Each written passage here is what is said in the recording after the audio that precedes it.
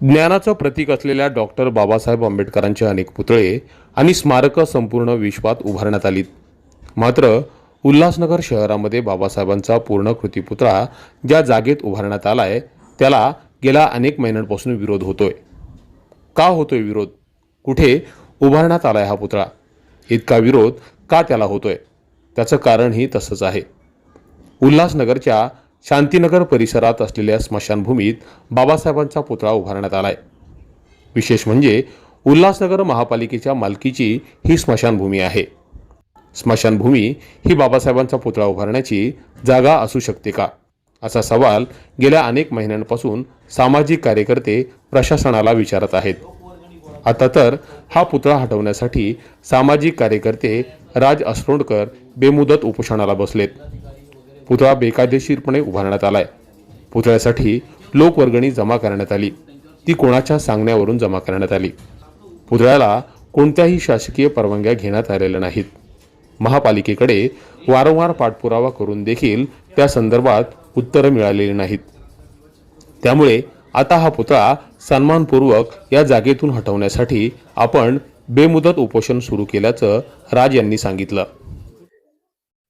एकतर हा पुतळा जो बसवलेला आहे स्मशानामध्ये बसवलाय, याच्यामुळे खूप लोकांच्या भावना दुखावलेल्या आहेत. स्मशान ही बाबासाहेबांचा पुतळा बसवायची जागा आहे का, हा एक मोठा प्रश्न आहे. परंतु हे तितकंच मर्यादित नाहीये आंदोलन. तो पुतळा संपूर्णपणे बेकायदेशीररित्या बसवलेला गेलेला आहे. पॉलिटिकल मोटिवेशन आहे त्याच्या पाठीमागे. निवडणुकींचं मतांचं गणित आहे. पुढची जी नेत्यांची रोजगार हमी असते की त्या पुतळ्याच्या नावाखाली मग सुशोभीकरण, नूतनीकरण, दुरुस्ती ही कामं 5 वर्ष काढत राहायची आणि त्याच्यातून धंदा करत राहायचं. तर हे जे काही सगळं राजकारण आहे त्याच्यामध्ये बाबासाहेबांना वेठीला धरलं गेलेलं आहे. गेले 8 महिने या विषयावरती आपण पुतळा धोरणाला अनुसरून फार व्यवस्थितपणे पत्रव्यवहार करतोय. वारंवार त्याचे स्मरणपत्र देतोय. महाराष्ट्रामध्ये 2 मे 2017चा एक GR आहे. जो पुतळा कुठे उभा राहावेत, कोणी उभा राहावेत, कसे उभा राहावेत त्याच्यामध्ये सगळं आलेलं आहे. त्यानुसार जिल्हाधिकाऱ्यांच्या परवानगीशिवाय कुठलाही पुतळा हा उभारता येत नाही आणि जिल्हाधिकाऱ्यांच्या परवानगीशिवाय जर पुतळा उभारला तर तो जप्त करावा आणि उभारणाऱ्यांच्या विरोधामध्ये फौजदारी कारवाई करावी असे शासनाचे आदेश आहेत. इथे महानगरपालिकेचे आयुक्त, ती स्मशान जी आहे ती महानगरपालिकेच्या मालकीची जागा आहे.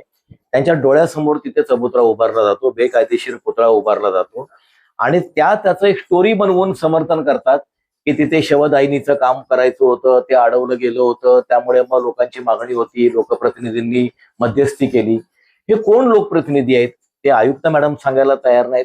ते लोकप्रतिनिधी समोर पण यायला तयार नाहीत. ज्यांनी कोणी लोकवर्गणी गोळा केली, ती लोकवर्गणी गोळा करायचे त्यांना काय अधिकार आहेत? किती पैसे गोळा केले, किती खर्च केले, कोणाला काही पत्ता नाही. सगळी अराजकता आणि अनागोंदी आहे आणि ती सुद्धा बाबासाहेब आंबेडकरांच्या नावावर. ज्या व्यक्तीला आपण भारतीय संविधानाचं शिल्पकार म्हणून ओळखतो, सगळं जग ओळखतं. आणि माझ्यासारखा कार्यकर्ता जेव्हा कायद्याने बघा दुःख चळवळ नावाची मुवमेंट चालवतो तर माझा आयकॉन बाबासाहेब आंबेडकर आहे. आम्ही नियम कायद्यांच्या आधारावरती लढाई लढतो आणि या सगळ्या लढाईचा भरभक्कम आधार कोण असतील तर बाबासाहेब आंबेडकर आहेत. बाबासाहेब आंबेडकरांचाच पुतळा बेकायदेशीर बसवायचा आणि असे नियम कायद्यांच्या आधार घेऊन लढणाऱ्या कार्यकर्त्यांच्या लढाईमधली हवाच काढून घ्यायची, हे जे काही या सरकारचं चाललेलं आहे त्याला प्रत्युत्तर आहे हे आंदोलन. म्हणजे हा पुतळा जो आहे स्मशानातून तो महानगरपालिकेला कुठल्याही परिस्थितीमध्ये काढावा लागेल. ते आज माझ्याकडे येतील, उद्या माझ्याकडे येतील की आम्हाला 10 दिवस लागतील, आम्हाला वेळ द्या, आम्ही प्रक्रिया राबवतोय. त्यांचं मी काही ऐकणार नाही. तो पुतळा काढल्यानंतर हे उपोषण जे आहे ते थांबेल. पण तेवढ्यावर विषय नाही थांबणार. हा पुतळा कोणी बसवला होता त्यांच्यावर गुन्हा दाखल व्हायला पाहिजे. हे लोकवर्गणी काढणारे लोक आहेत त्यांच्यावरती गुन्हा दाखल झाला पाहिजे. आणि गेल्या 8 महिन्यामध्ये श्याम गायकवाड असतील, दिलीप मानवणकर असतील, राज अस्रोणकर असतील, या सगळ्यांनी जे काही पत्रव्यवहार केलेले आहेत या पत्रव्यवहारावरती जिल्हाधिकारी, मनपा आयुक्त, पोलीस आयुक्त या सगळ्यांनी काय नेमकी ड्युटी निभावली याची सुद्धा चौकशी झाली पाहिजे. यासाठी हे सगळं आंदोलनाने हा पाठपुरावा आहे. पॅरलली आंदोलन करत असतानाच आम्ही उच्च न्यायालयामध्ये एक पिटिशन करतो आहोत आणि हायकोर्टाच्या देखरेखीखाली सुद्धा याची चौकशीची मागणी करणार आहोत. दरम्यान बाबासाहेबांच्या पुतळ्याच्या खाली एक कोनशिला लावण्यात आली आहे. त्यामध्ये कल्याण लोकसभेचे खासदार डॉक्टर श्रीकांत शिंदे आणि स्थानिक नगरसेवक राजेंद्र चौधरी यांची नावं लिहिण्यात आलीत. त्यामुळे राजेंद्र चौधरी यांनी हा पुतळा उभारण्यासाठी प्रयत्न केलेत का? त्यांची बाबासाहेबांच्या पुतळा उभारण्यासंदर्भात काय भूमिका होती हे जाणून घेण्यासाठी आम्ही त्यांची देखील प्रतिक्रिया घेतली. त्यांनी बाबासाहेबांचा पुतळा स्मशानभूमीत कसा उभारला गेला या संदर्भात सविस्तर माहिती देत आपली भूमिका मांडली. नाही, ते उल्हासनगर हद्दीमध्ये शांतीनगर स्मशानभूमीमध्ये डॉक्टर बाबासाहेबांचा एक पुतळा बसवलेला आहे. त्या पुतळ्याखाली आमची नावं आहेत, पण त्याचा पूर्ण इतिहास बघितला तर आपण असा आहे की आमच्या उल्हासनगर मधील शांतीनगर ही स्मशानभूमीमध्ये कोविडच्या काळामध्ये खूप अडचण येत होती. त्या काळामध्ये आम्ही असं ठरवलं प्रशासनाने व आम्ही की तिथे एक डिझेल ध्येयवाहिनी बसवायची. डिझेल ध्येयवाहिनी बसवण्यासाठी जागा निवडली. त्या जागेमध्ये एक शेटर लावलेलं गुडाऊन होतं. ते गुडाऊन तिथं आम्हाला अडथळा येत होता. पण त्या गुडाऊनच्या भिंतीवर एक परमपूज्य बाबासाहेब आंबेडकरांचा असा एक छोटासा पुतळा हातामध्ये बुक वगैरे पुस्तक वगैरे घेऊन तो पुतळा तिथे होता.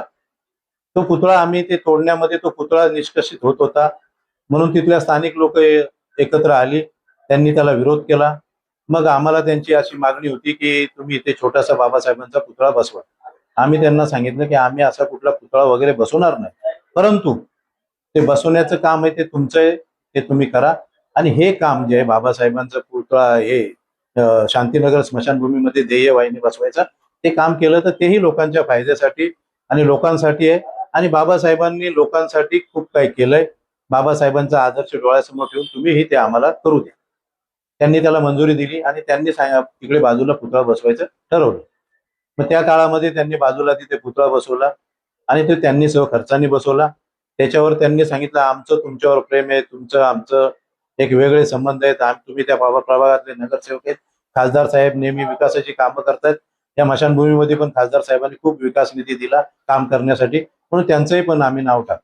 तर त्यांनी त्यांच्या सहकुशीने बसवला पुतळा आणि त्यांनी आमची नावं तिथे लावली. ती लावल्यावर आम्ही हे सगळं विषय 2 वर्षापूर्वीचा आहे.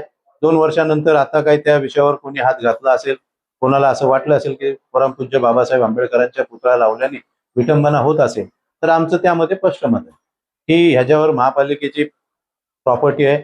महापालिकेने ते पुतळ्याचं काय करायचं, कसं करायचं, पुतळा बाबासाहेबांचा कुठे न्यायचा, कसा ठेवायचा, हा महापालिकेचा प्रश्न आहे. महापालिकेने त्याच्यावर कारवाई करावी, आमचा त्यालाही विरोध नाही.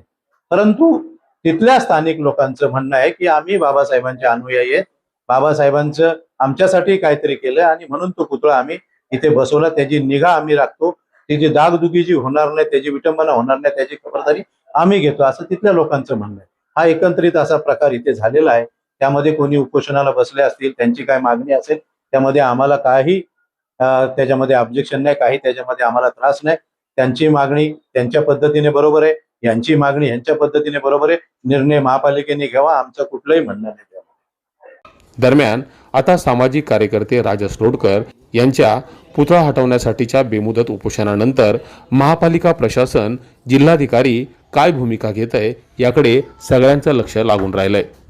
Public media, bureau report.